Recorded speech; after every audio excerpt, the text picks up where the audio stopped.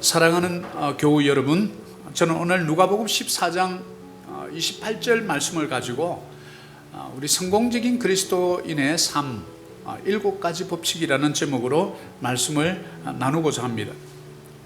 우리는 먼저 그리스도인이기 전에 우리는 이 세상의 한 일원으로서 내가 서 있는 그 자리에서 남들보다 좀 잘하고 싶습니다. 성공도 좀 해보고 싶습니다. 또 물질의 부도 좀 누려보고 싶습니다. 누구에게나 공통적으로 있는 마음입니다. 그런데 아쉽게도 소수의 사람들만 이런 행운을 차지하게 된다는 사실 앞에 우리는 때로 절망할 때가 있습니다. 하나님께서 우리에게 들려주시는 불멸의 진리이자 우리 인생의 매뉴얼인 성경에는 수없이 많은 재물과 영광과 승리를 안겨주는 스토리로 가득 차 있습니다. 그런데 왜 이런 행운은 나와는 거리가 먼 이야기처럼 그렇게 들릴까요? 그 차이는 바로 그냥 되는 대로 그냥 그저 주면 좋고 안 줘도 그만이고 하는 이런 마음, 그리고 받을 준비가 되어 있느냐 준비가 되어 있지 않느냐의 차이에서 비롯된다는 사실을 우리는 생각해 보게 됩니다. 하나님께서는 언제든지 우리에게 복을 주실 준비가 되어 있습니다. 그런데 복을 받을 당사자인 그리스도인이라 자칭하는 우리들이 준비가 되어 있지 않을 때 하나님께서는 그것을 줄 수 없다는 사실이 너무나 안타깝습니다. 바로 문제는 나에게 있는 것입니다. 바로 무엇이냐면 의심이 있습니다. 거부감이 있습니다. 영적 게으름이 있습니다. 그리고 믿음은 있다 하지만 행함 없는 믿음, 이런 것이 우리에게 문제로 산적해 있습니다. 여러분 잘 아시는 이 전구를 발명한 토마스 에디슨은 단지 학교를 3개월밖에 다닌 적이 없습니다. 그리고 포드 자동차를 설립한 헨리 포드는 초등학교 6학년까지 다닌 것이 그의 학력의 전부였습니다.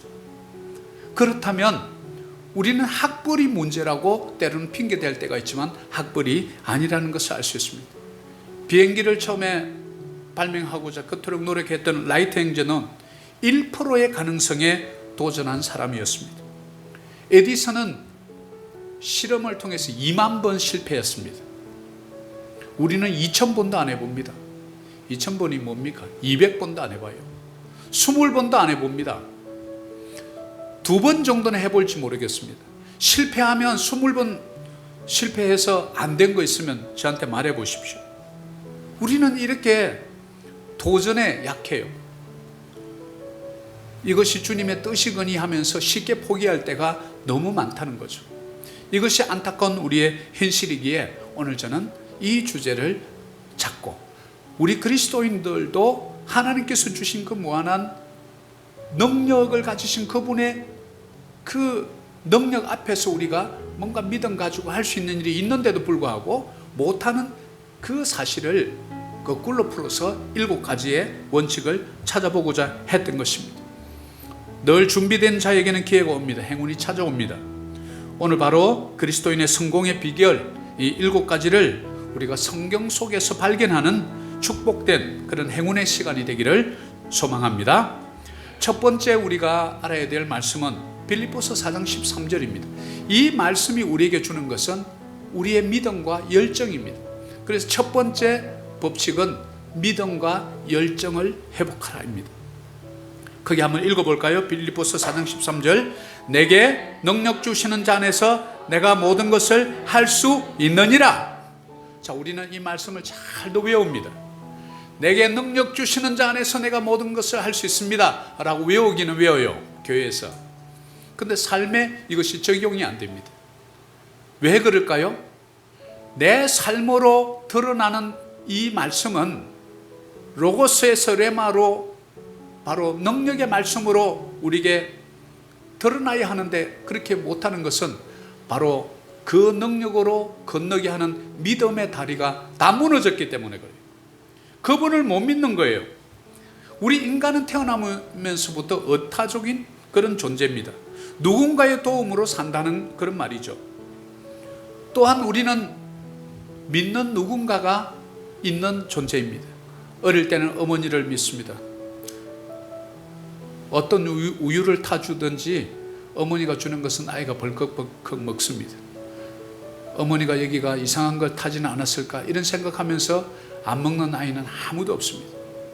어머니에 대한 절대적인 신뢰, 이것을 우리는 믿음이라고 그럽니다. 그런데 우리는 점점 성장해 가면서 하나님에 대한 믿음은 서서히 사라지고 의심하기 시작합니다. 우리가 믿는 그 믿음의 대상이신 그분은 정말 우리가 믿을만 합니다. 우리를 속이거나 변개하시거나 또 언제든지 마음을 바꾸어서 아침에 다르고 저녁에 다른 그런 속 좁은 분이 아닙니다. 우리는 그분을 믿고 담대히 우리의 발걸음을 옮겨야 합니다. 믿음의 영웅들 모세처럼, 가나안 땅을 들어갔던 여호수아처럼, 초대 왕정 시대를 통일 왕국을 만들었던 다윗처럼, 다니엘과 그 세 친구들처럼 말이죠. 마치 우리는 든든한 삼촌의 손을 잡고 가면 동네에 이렇게 가면 아이들이 불량배들이 있어도 전혀 무섭지 않습니다. 그럴 때 우리 마음속에 자신이 있죠. 왜냐하면 믿는 구석이 있기 때문에 그렇습니다. 바로 이것은 열정을 불러일으킵니다. 믿음이 있으면 우리 마음속에 그래 한번 해보자. 하나님을 믿으니 내가 무엇을 내가 못하겠느냐. 하나님이 나를 위하시면 누가 나를 대적하리요.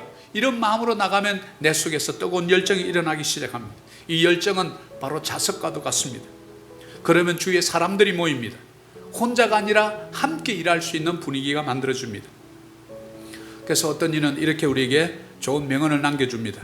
불가능이란 노력하지 않는 자의 변명에 불과하다. 바로 라이트 행저가 수없이 많은 실패 속에서 바로 오늘날 우리가 필리핀과 한국을 오가는 이 비행기를 만들게 된 바로 이 원조예요. 나의 성공은 1%의 가능성이라도 보이면 끈질기게 물고 늘어지는 근성 때문이었다. 이 근성이 뭐냐면 믿음이에요. 믿음을 우리는 놓지 않았던 거예요. 분명히 길이 있을 것이다. 그러나 내가 아직까지 찾지 못했을 뿐이다. 이걸 또 좀 바꿔보고 또 좀 이렇게 해보고, 그래서 끝까지 될 때까지 해보는 이 근성, 이것이 뭡니까? 이것이 믿음의 사람들입니다.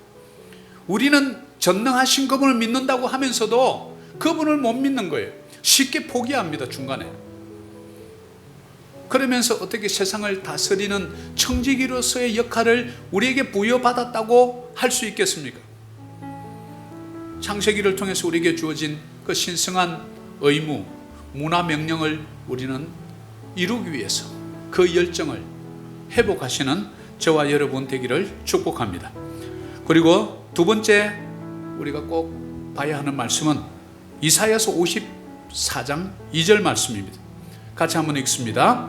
내 장막터를 넓히며 내 처소의 휘장을 아끼지 말고 널리 펴되 너의 줄을 길게 하며 너의 말뚝을 견고히 할지어다. 아멘. 두 번째는 우리 소망의 입 또는 비전의 입을 넓게 열라. 오늘날 꿈이 사라진 세대에 우리는 살아갑니다. 취업 준비생들이 꿈이 없대요. 그 좋은 대학을 나온 분들이, 그 청년들이 꿈이 없어졌어요. 내일에 대한 소망을 상실한 채 낙심하면서 살아갑니다. 내일이 없는 세상이 무엇입니까? 그것이 지옥입니다. 그것이 흑암이고 어둠이고 절망이고 그것이 바로 죽음인 것이죠. 우리 청년들이 그렇게 어두운 가운데 살아갑니다. 우리 기성세대들의 책임입니다. 어쩌면 우리 그리스도인들의 책임인지도 모르겠습니다.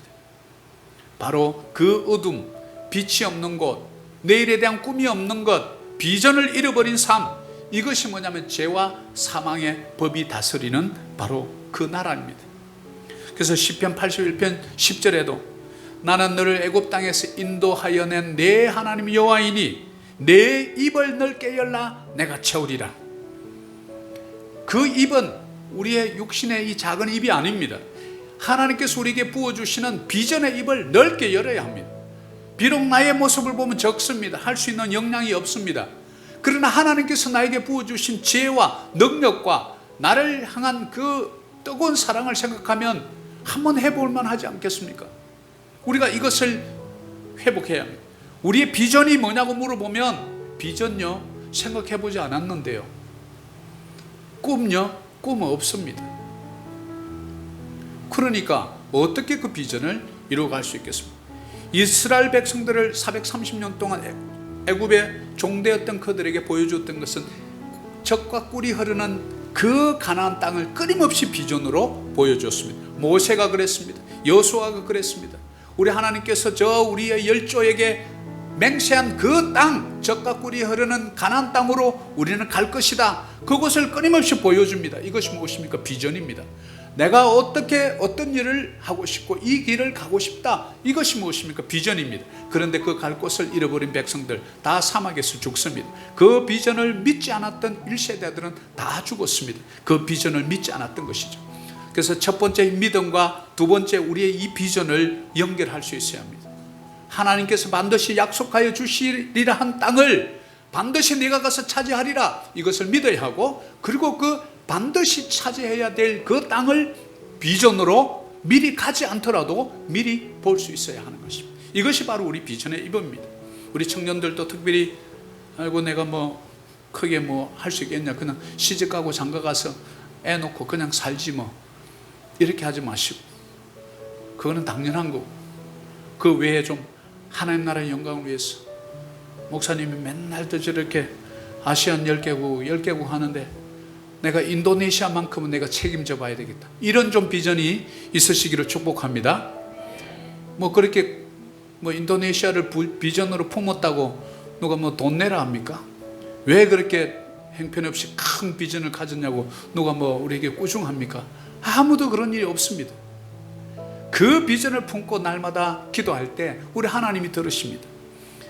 너는 내게 부르짖으라. 이 부르짖는다는 것은 너의 필요를 위해서만 부르짖으라는 그런 좁은 협의의 그런 뜻이 아닙니다. 너의 어떤 비전, 내가 이루고자 하는 그 꿈, 너를 통해서 하고 싶은 나의 그 뜻을 위해서 너희들을 좀 입을 크게 벌려서 비전의 입을 열어서 기도해 보지 않겠니? 그러면 내게 부르짖으라, 내가 네게 응답하겠고, 네가 알지 못하는 크고 비밀한 일, 이건 뭐냐면 우리의 지성과 우리의 상식을 뛰어넘는다는 얘기입니다. 그럼 내가 생각하는 나의 능력보다도 더 뛰어넘는다는 것을 암시해 주죠. 왜냐하면 그분은 전능하신 하나님이시기 때문에 그렇습니다. 그분을 믿고 여러분 오늘부터 믿음의 입을 크게 여시기를 축복합니다.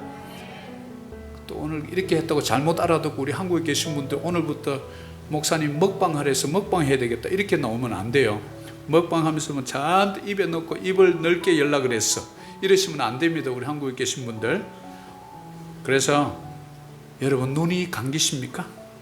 그러면 미래를 향한 눈도 감기게 된다.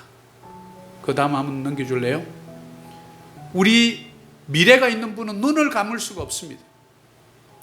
여러분도 지금 이런 세상에 눈이 감기십니까? 그러면 여러분 미래를 향한 그 눈도 감겨버립니다.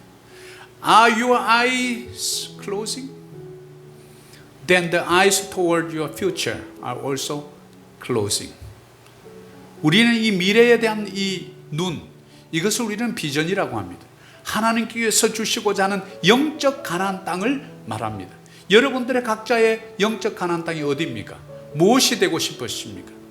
그것을 날마다 기도하고 계시나요? 그것을 위해서 얼마나 여러분 노력하시나요? 탁월함을 이루기 위해서 몇 시간을 하루 투자하십니까? 투자는 하지 않고 말만 이렇게 합니다. 그러니까 세상을 다스리고 정복해야 될 그리스도인들이 세상에 다 넘겨줬어요. 세상에 가서 노예처럼 살아가는 거예요. 이 얼마나 안타까운 일입니까? 사랑하는 여러분, 오늘 소망과 비전의 입을 넓게 여시기를 축복합니다. 그리고 세 번째입니다. 세 번째는 예레미야 29장 11절.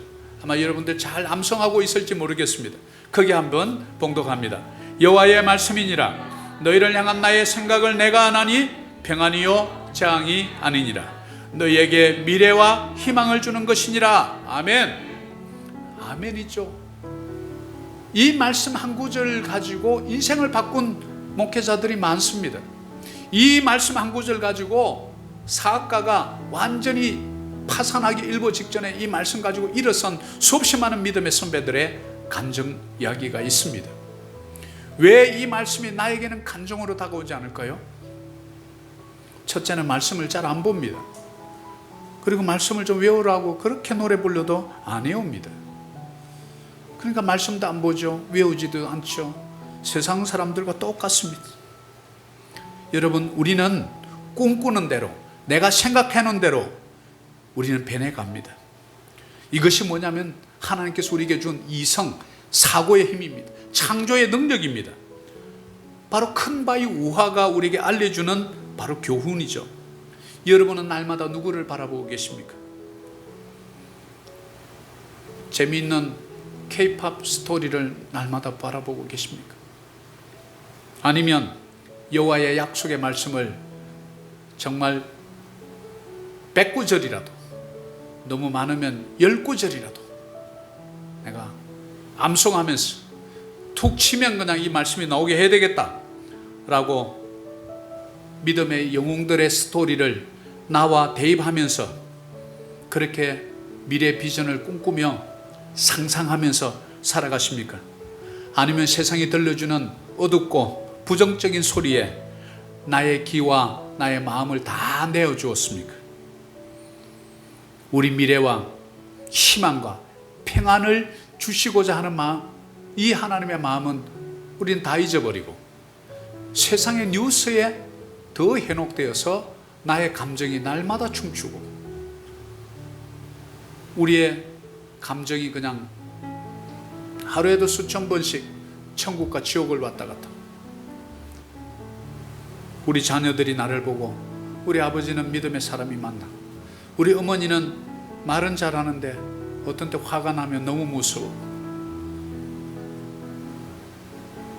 왜냐하면 우리의 비전이 우리에게 평안을 주시고 미래를 주시고 재앙이 아니라 평안이요 너희 미래에 희망을 주는 것이라, 이것을 상상하라는 거예요. 이 말씀을 예레미야 29장 11절을 볼 때마다 하나님께서 나는 잘 모르지만 내가 꿈꾸고 목표하는 그것을 하나님께서 주시려고 이렇게 나를 위로하고, 그래 너 희망을 가져봐봐, 평안을 좀 가져, 그리고 너의 미래가 있단다, 너 미래 아직 끝나지 않았어, 하나님이 휘슬을 불기 전에는 아직 끝나지 않았어, 시합은 끝나지 않았단다. 끊임없이 우리를 격려해 주는 거예요.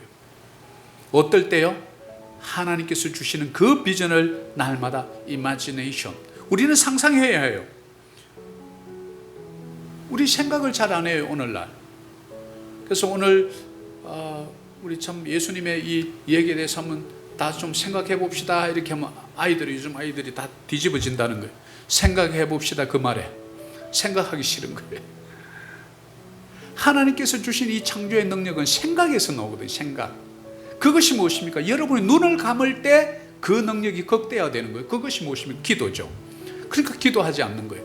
하늘에 충만한 그 은혜를, 기도 가운데 우리의 영적 은혜를 보슬비처럼, 때로는 강한 소낙비처럼 받을 수 있는 그 자리에 가지 않는다는 사실이에요. 기도하지 않는 백성은 미래가 뻔합니다. 아무리 지금 가난하고 보잘것없는 백성도, 가정도, 가문도, 한 국가도, 기업도 기도하기 시작하면 하나님께서 놀랍게 나의 이성 너머에 슈퍼내추럴, 초자연적인 은사로 우리에게 놀라운 지혜와 우리가 도무지 생각하지 못했던 어떤 상상력, 어떤 이 인사이트를 준다는 것을 기도 가운데만 우리가 발견할 수 있다는 거예요.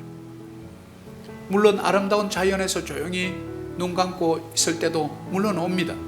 그러나 말씀 가운데 우리가 들어가고 주님의 이름을 부르면서 아바 아버지 나에게 정직한 영 새롭게 주시고 정결한 마음 주세요 라고 딱 할 때 그 어떤 쏟아지는 인사이트, 이런 것을 우리가 언제 경험해 봤냐 말이죠. 그때 상상하고 나의 문제를 드러내놓고 주님 이런 문제가 있는데 주님 어떡할까요? 어떡할까요? 주님이라면 이 문제를 어떻게 풀었겠습니까? 라고 그 문제를 주님 앞에 들고 나가야 되는데, 그러면 주님께서 틀림없이 인사이트를 줍니다. 어떤 생각을 줘요. 그럼 그럴 때 빨리 적어 놓는 거예요. 그리고 나와서 기도실에서 나와서 그 일을 아침부터 일찍이 나가서 실행해 보는 거예요.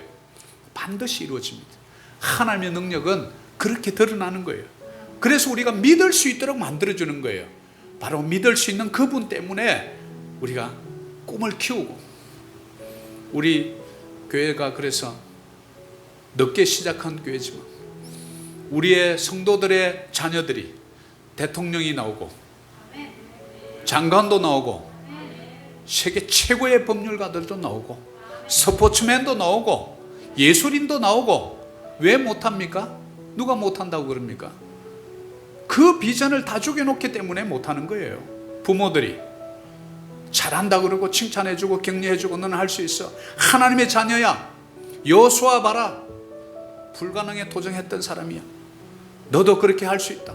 저 기도원 봐라, 300명 가지고 그냥 450대 1의 전쟁에서 승리했어, 450대 1의 경쟁을 뚫고 이겼다고, 너도 할 수 있다고. 왜 이런 얘기 못 해주냐 이 말이에요.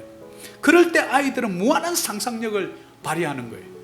그래, 우리 아빠가 할 수 있다 그랬는데 나도 할 수 있어, 해볼 거야.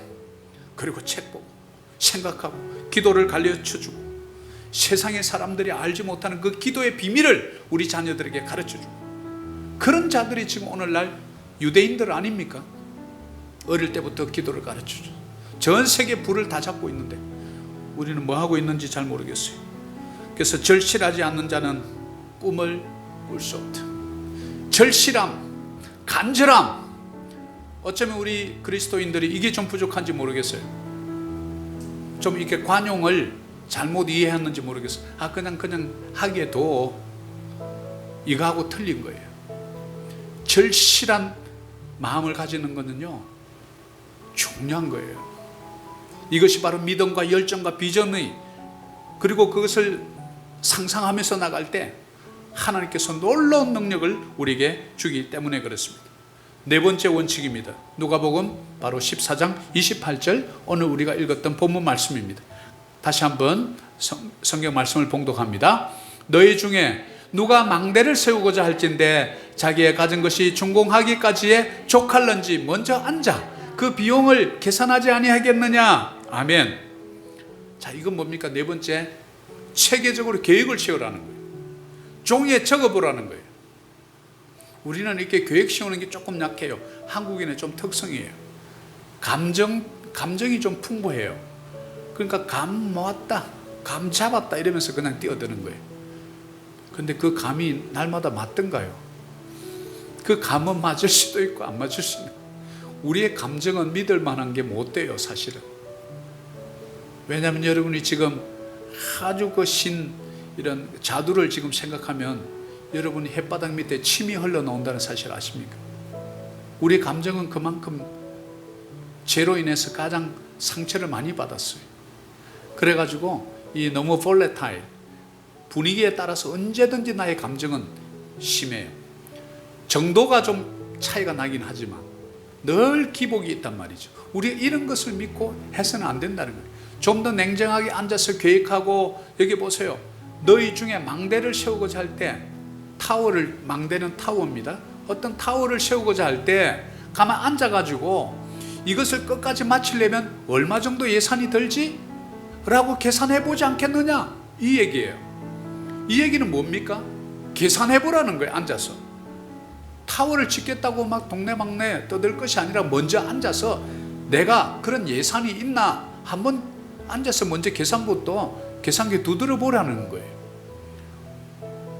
우리의 인생의 목표와 계획을 구체적으로 종이에 적어보라는 거예요. 그리고 적고 생각해보고 기도해보고 또 수정해보고 반복하고. 대충 하는 것은 우리의 언어가 아닙니다. 대충이란 말은 우리 그리스도인들의 언어가 아닙니다. 또한 우연히 뭐 되겠지, 어떻게 뭐 하면 되겠지라고 희망은 전략이 아닙니다. 그 희망을 전략이라고 말하면 그 전략은 실패할 확률이 너무나 큽니다. The hope is not strategy. 그래서 이 땅에서 생육하고 정복하고 다스리는 그런 청지기는 탁월함과 우수한 전문적인 실력을 우리가 겸비해야 합니다.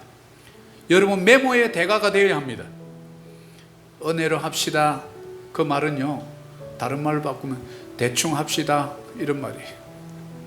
은혜로 합시다 이렇게 저는 누가 얘기하면 저분은 대충 하자 소리구나, 저는 그렇게 알아들어요.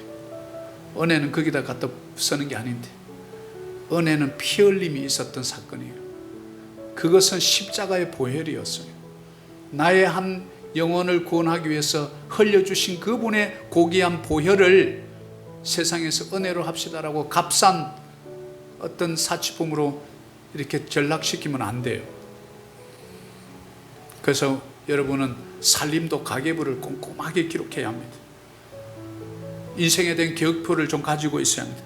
손에 들려 있어야 합니다. 그래서 예수님이 만약에 기도 중에 딱 나타나가지고 사랑하는 딸아 내 꿈이 뭐냐 딱 물었을 때 잠시 있어 보세요 주님, 내가 좀 적어놓은 거 가져올게 이러면 늦었어요. 딱 오니까 안 계시는 거예요. 바로 그 자리에서 주님 잘 만났습니다, 저 꿈은요 이거예요, 바로 넣어야 돼. 장인 거지 바디메오가 내가 무엇을 해주기를 원하느냐, 주여 보기를 원하나이다. 바로 나왔어요. 목표가 명확했어요. 분명했어요. 그러니까 예수님께서 그래 내 믿음대로 될지 그 자리에서 치유되는 놀라운 은혜를 경험해요. 우리 그리스도인들이 이런 목표가 분명하다고요. 탁 찌르면 너 뭐가 되고 싶어? 나는 이렇게 해서 이런 일을 하고 싶어 라고 얘기하는 사람이 도대체 몇 명이나 될까요? 바로 미래를 바라보는 개척자의 눈은 늘 준비하고 반복해서 이것이 그냥 입에서 툭 튀어나오도록. 그렇지 않는데 어떻게 되겠습니까? 그래서 미래에 투자하는 사람은 오늘에 충실한 사람입니다. 미래를 위해서 지금 오늘 시간을 투자하는 사람, 바로 현실에 충실한 사람이죠. 미래에 또 꿈은 있는데 오늘 전혀 하지 않아요. 게을러요.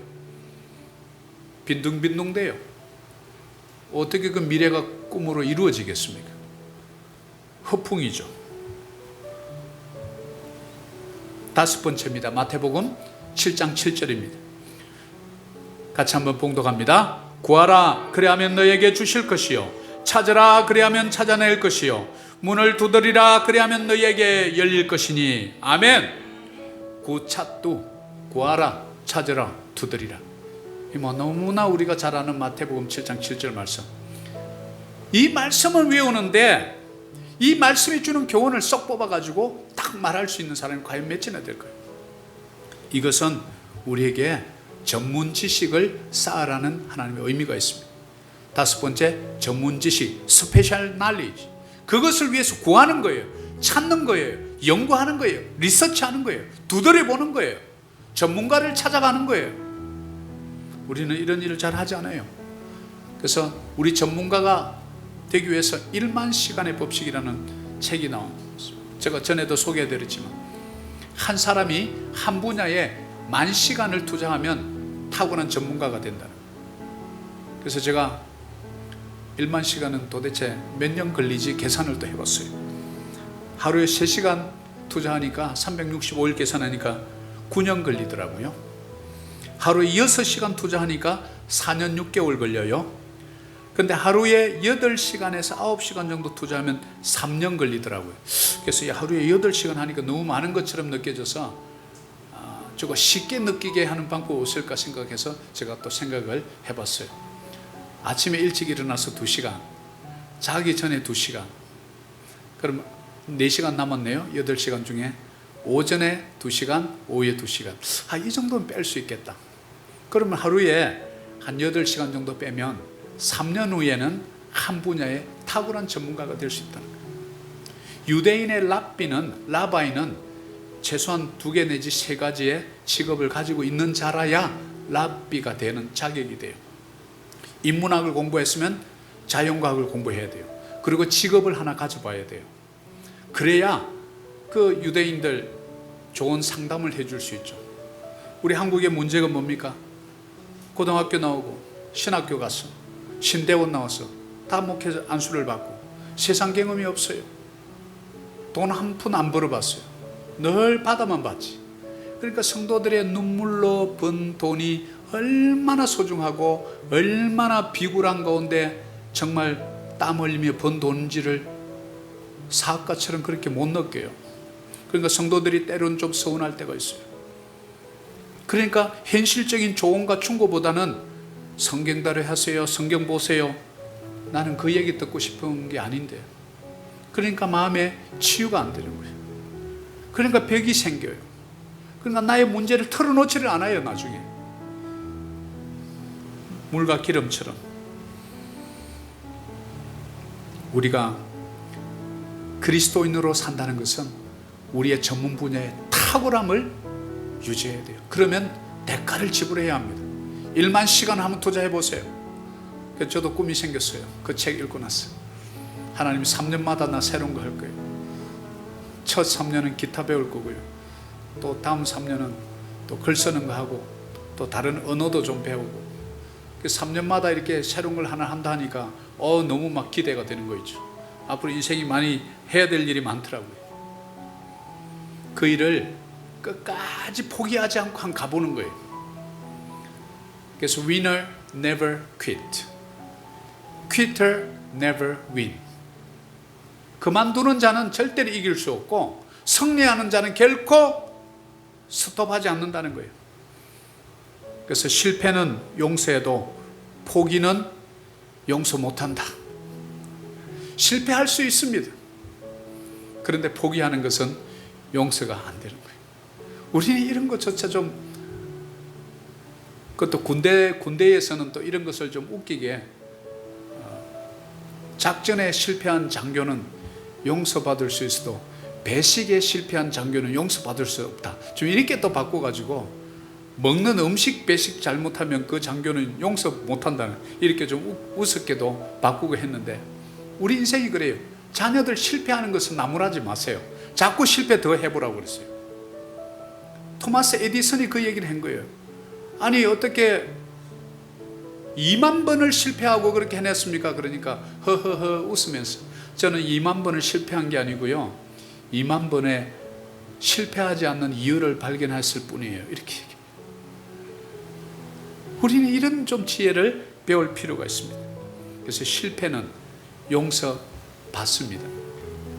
우리가 실패하고 넘어져도 어린아이가 일어설 때 넘어진다고 해서 엄마가 되게 혼냅니까? 괜찮아, 다시 한번 해봐. 괜찮아, 다시 한번 해봐. 벽에 부딪히고 여기 쿵 찍고 그러면서 일어서는 거 아닙니까? 자전거도 많이 넘어져 본 사람이 빨리 타잖아요. 근데 그걸 하다가 중간에 포기하는 것은 그리스도인의 모습이 아니라는 거예요. 전문 지식을 행해서 달려갈 때 포기할 일이 얼마나 많습니까? 그러나 절대 포기해서는 안 됩니다. 그리고 6번째, 시편 126편 5절입니다. 크게 한번 봉독합니다. 눈물을 흘리며 씨를 뿌리는 자는 기쁨으로 거두리로다. 울며 씨를 뿌리러 나가는 자는 반드시 기쁨으로 그 곡식단을 가지고 돌아오리로다. 아멘. 자, 이 6번째 원칙은 주도적이 되라. 이걸 이제 영어로 마스터마인드라고 그러는데, 좀 주도적으로 나서서 한번 해보는 거예요. 완벽한 사람은 없습니다. 앞에 서다 보면 실수할 수 있어요. 그러나 나서서 하다 보면 이 하나님께서 주시는 지혜가 있습니다. 눈에 안 보여도 결정한 일은 이를 악물고 한번 반복해보는 거예요. 해보고 안 되면 또 해보고 또 해보고. 성도님들 앞에 자랑하는 것 같아서 제가 이런 얘기를 가능하면 안 하려고 그러는데, 제가 머리가 안 좋잖아요. 그러니까 이제 암기를 잘 못해요. 그러니까 암기를 어떻게 하냐면, 이제 너무 많이 공부하면 막 돌가루 떨어지는 소리가 나니까 돌에다가 아예 새겨버려요. 새겨버리면 잊을해도 안 잊는 거예요. 그럼 새기는 게 뭐냐? 반복하는 거예요. 계속 눈에 보는 거예요.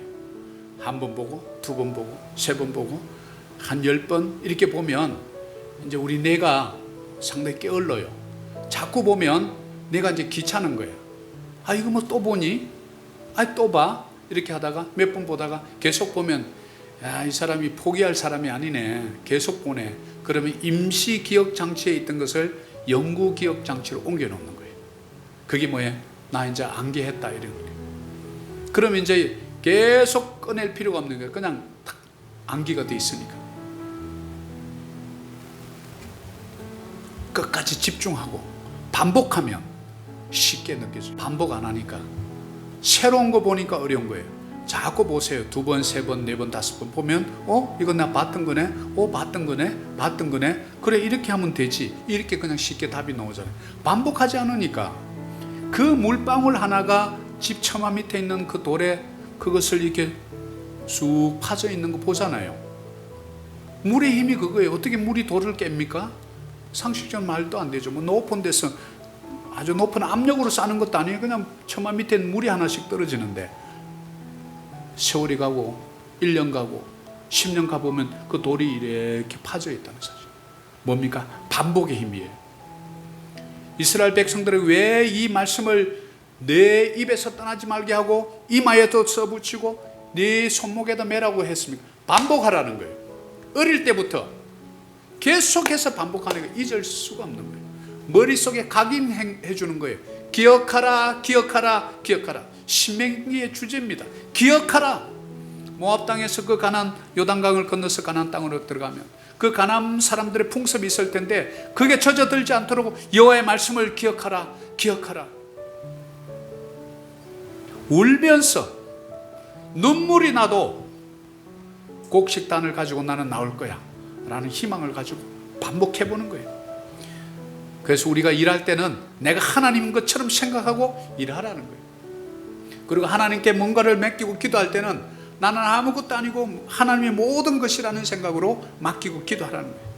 그리고 내가 매일매일 이제는 어제보다 내가 오늘은 더 나아. 그리고 믿고 나가는 거예요. 너는 마음을 강하게 하고 담대히 하라. 너는 마음을 강하게 하고 담대히 하라. 왜 여호수아에게 계속해서 반복했을까요? 두려움이 있었거든요. 도전해보라. 근데 여호수아 마음엔 두려움이 있었던 거예요. 그러니까 두려워하지 말라. Be strong and courageous. 강하고 담대히 하라. 그래서 제가 저도 아침마다 일어나면 말씀들을 독서 테이블에 잔뜩 붙여놨습니다. 성경, 맥주인 성경 읽기 전에 그 하나씩 하면서 수없이 반복합니다. 그러니까 눈만 감으면 외우려고 하지 마세요, 여러분. 왜 외웁니까? 그냥 반복하세요. 그 눈을 감으면 지가 알아서 나와요. 이게 능력이에요. 그래서 제가 좋아하는 에밀 쿠라는 프랑스의 한 사람의 이 말을 제가 아침에 일어나면 늘 제가 읽습니다.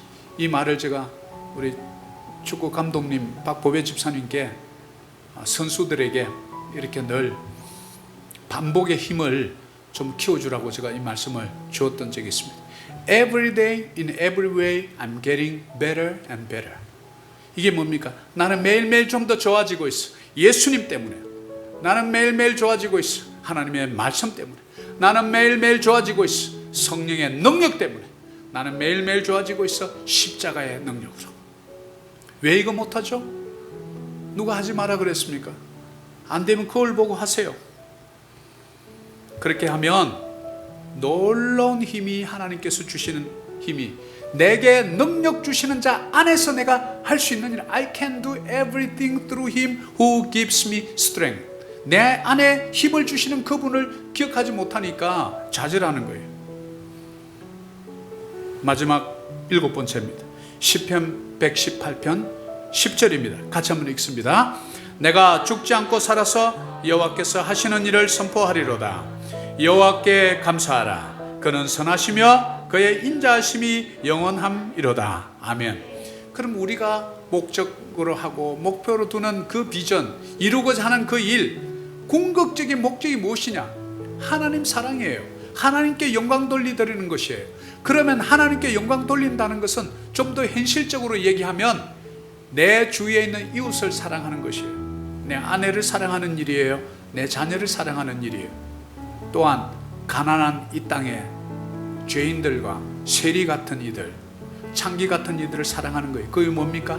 여러분들의 자선입니다. 여러분의 사랑 나눔입니다. 그래서 연약해도 부족해도 작은 것 하나라도 나눌 때 하나님께서 놀라운 복을 주시는 거예요. 그래서 살아야 되는 이유인 거예요. 죽지 않고 살아서 여호와께 하시는 일을 선포. 뭡니까? 내 이웃을 내 몸과 같이 사랑하라 하신 그 말씀을 내가 선포하는 거예요.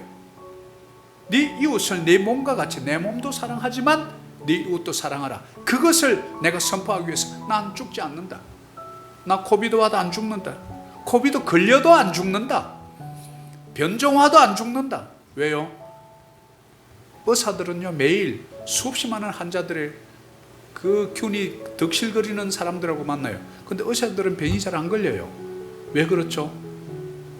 안 죽는다는 믿음이 있는 거예요. 자기는 의사라는 거예요. 의사의 믿음이 있다고요. 의사들이 뭐 균 올라서 죽었습니다 이런 뉴스 혹시 보셨어요? 거의 없어요. 근데 우리 그리스도인들은 왜 못 믿죠? 이렇게? 그래야 여호와께 감사할 수 있어요. 뭐를요? 그분의 선하심과 그분의 인자는 헤세드예요. 그분의 사랑이에요. 페이버예요. 호의예요. 호의. 넓은 의미에 쓸 때 헤세드의 단어를 인자라고 표현을 해놓은 거예요. 그분의 사랑, 그분이 내 편 되어 주시는 것, 이것을 내가 노래한다는 거예요. 왜요? 우리가 그분의 뜻을 이 땅에 이루기 위해서 나의 생명을 연장시켜 주는 거예요. 이사야를 통해서 말씀해 주신 거죠. 내가 내 기도를 들었고 내 눈물을 보았노라. 히스기야야, 내 생명에 내가 15년을 다하겠다. 생명 연장시켜 준 이유가 뭐죠? 여호와께 감사하라. 그는 선하시며 그의 인자하심이 영원하심이로다. 그분의 놀라운 일을 선포하기 위해서. 여러분은 왜 살아야 되고 왜 장수해야죠? 그분의 이름을 선포하고 그분의 하신 일을, 복음을 선포하기 위해서 오늘도 생명을 연장시켜주고 우리의 심장이 뛰게 해준 것이고, 여러분의 사업이 망하게 하지 않게 해주신 것이고, 여러분 돈 벌게 해주신 것이고, 오늘 오면서 사고 나지 않게 해주신 것이고, 바이러스부터 막아주신 것이고, 미래에 대한 꿈을 가지고 이곳에 와서 예배하며 내 속에 비전을 키우고 열정을 가지고 주도적으로 포기하지 아니하고 집중하며 종이에 써서 계획하고 주님의 이름을 부르며 내게 능력 주시는 자 안에서 내가 모든 일을 할 수 있습니다. 주님, 오늘도 나갑니다. 주여, 내 손 잡아주옵소서. 이런 마음으로 가면 우리가 이 땅에서 왜 성공하지 못할까요? 왜 거룩한 청지기로서의 사명을 감당하지 못할 것이요? 주라 그리하면 돌려줄 것이니 곧 차고 누르고 넘치게 하여 너에게 안겨주리라. 이것이 그냥 그저 암송하는 말씀으로 끝났어야 되겠습니까? 얼마나 안타깝습니까? 차고 누르고 해서 너에게 안겨주리라. 이 말씀을 믿으시기를 축복합니다. 그럴 때 우리는 이 땅에서도 성공적인 삶을 살아갈 수 있습니다. 그래서 토마스 에디슨이 이렇게 답합니다. 저는 실패하지 않았습니다. 단지 2만 개의 노하우를 얻었을 뿐입니다. 다른 사람들은 2만 번 실패로 봤습니다. 그러나 토마스 에디슨은 2만 번의 기회로 봤습니다. 그 노하우를 볼 줄 아는 눈, 바로 그 사람이 위대한 인류의 문명의 족적을 남긴 사람이 되었지 않습니까? 사랑하는 여러분, 오늘 이 설교를 통해서 무슨 세상에서 가르쳐주는 성공 전략이나 뭐 이렇게 해주는 이런 정도로 생각하지 마십시오. 바로 오늘 7가지 말씀을 주었던 이 말씀 속에 담긴 하나님의 비밀을 깨달았고 그것을 묵상해서 숨겨져 있는 알맹이를 뽑아내는, 그래서 이 땅에서 하나님께 칭찬받고 세상 사람들에게 존경받고 우리 사랑하는 자녀로부터 존경받는 그런 이 시대에 성공적인 그리스도인의 삶을 누리시는 저와 여러분 되었으면 참 좋겠습니다. 오늘 결론을 맺겠습니다. 성공적인 그리스도인의 삶 7가지 법칙. 첫 번째는 믿음과 열정을 회복해야 합니다. 두 번째는 우리 소망과 비전의 입을 넓게 열어야 합니다. 비전이 없는 분들은 다시 한번 기도해서 비전을 달라고 기도하십시오. 그리고 우리는 늘 상상력, 생각하는 힘을 키워야 합니다. 그것을 끝나지 않고 계획을 종이에 적고 반복해서 기억하고 읽어야 합니다. 그리고 한 분야의 전문가가 되십시오. 어떤 일을 할 때 미적거리고 뒤에 따라가지 마시고 한번 주도적으로 나서 보십시오. 두렵지만 그분의 능력을 믿고 한번 나서 보세요. 그리고 이 모든 것이 하나님의 사랑을 이웃에게 실천하는 자성과 이웃 사랑, 이웃 나눔이 궁극적인 목적이라는 사실을 깨달으면 하나님께서 놀랍게 여러분의 비전을 이루어 주실 줄 믿습니다. 적용합니다. 행하고 반복하고 집중하고 그리고 될 때까지 해보는 거예요. 이것이 우리의 전략입니다. 이런 놀라운 비밀을 우리 삶 속에서 살아내는 저와 여러분 되시기를 축복합니다.